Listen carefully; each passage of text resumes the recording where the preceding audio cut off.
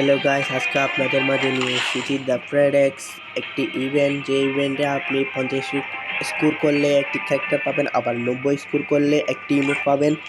সেই ইমোটটিকে ডানাকাঠি পরি ইভেন্ট হিসাবে পরিচিত।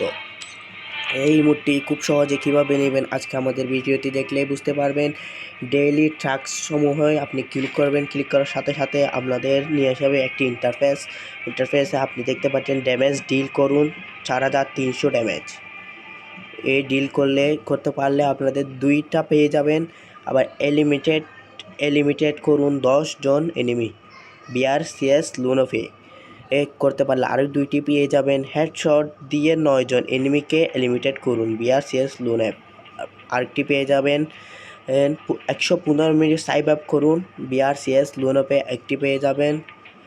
হেল্প করুন 4 জন টিমমেটকে আরও একটি পেয়ে যাবেন।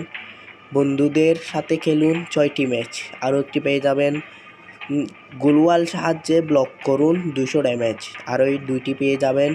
খেলুন 5টি ম্যাচ BRCS লুনপ।